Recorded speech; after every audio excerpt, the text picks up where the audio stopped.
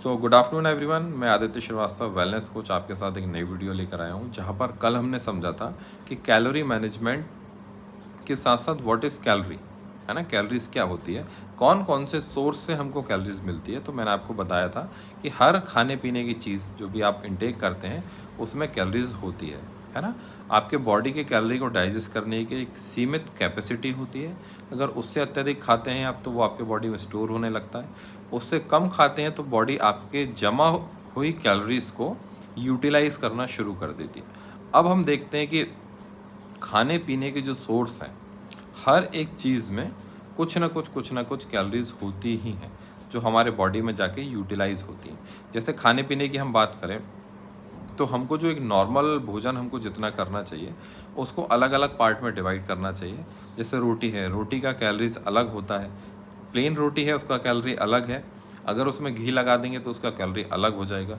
किसी चीज़ को उबाल कर खा रहे हैं, जैसे आलू का एग्जांपल लें, अगर किसी आलू को आप उबाल कर खाएंगे तो उसका कैलोरी न्यूट्रिशन वैल्यू अलग होगा। उसी आलू को आप तेल में फ्राई करके खाएंगे तो उस चीज़ की कैलोरी जस्ट डबल हो जाएगी, न्यूट्रिशन वैल्यू जस्ट हाफ हो जाएगी।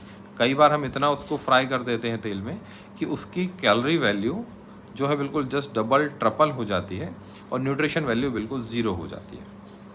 और ख़ासकर आपने होटल्स पे अगर कुछ ना कुछ खाया होगा, जो रोड साइड होटल्स होते हैं वो उसी तेल को बार बार गर्म करते जाते हैं और जैसे ही उसमें कुछ चीज़ डाली जाती है तो वो उस फूड की कैलोरी को डबल ट्रिपल, कई बार 4 टाइम्स भी इंक्रीज़ कर सकती है, क्योंकि वो तेल की जो क्वालिटी है बहुत ज़्यादा डाउन हो जाती है। तो हमको डिसाइड करना है कि हम अच्छे सोर्स से कैलोरी ले रहे हैं या बुरे सोर्स से। फ्रूट्स में भी कैलोरीज होती हैं जो हमारे बॉडी के लिए फ़ायदेमंद है। प्रोटीन डाइट जो भी हम लेते हैं उसमें भी कैलोरीज रहती है।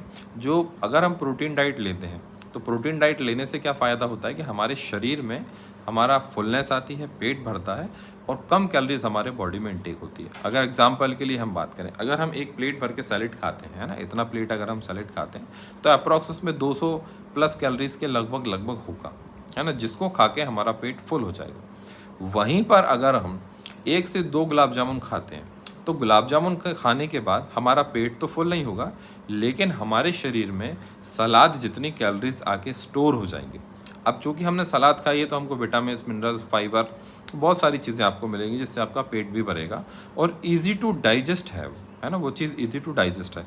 लेकिन वहीं अगर हमने गुलाब जामुन की हम बात करें तो कैलोरीज हमको बहुत सारी मिल गई, इसमें एक भी चीज़ ऐसी नहीं है जो फ़ायदा करे, नुकसान ही नुकसान आपके बॉडी में होने वाला है और उसको डाइजेस्ट करने में भी बहुत ज़्यादा टाइम लगने वाला है। तो मेक श्योर करिए कि कैलोरीज को हमको कैसे बैलेंस करना है। हमारे साथ कंटिन्यू करिए इस पार्ट में, नेक्स्ट पार्ट में आप हमारे साथ कंटिन्यू रहिए।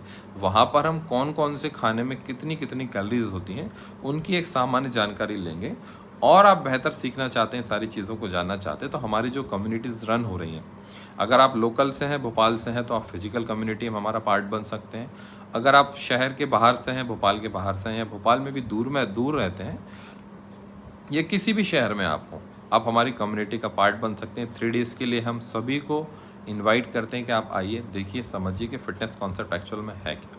तो थैंक यू सो मच। हम आगे वाले पार्ट में डिस्कस करेंगे कि किस किस फूड में क्या क्या कैलोरीज होती है और कैसे इनको इनटेक करके डाइजेस्ट किया जा सकता है। Thank you so much.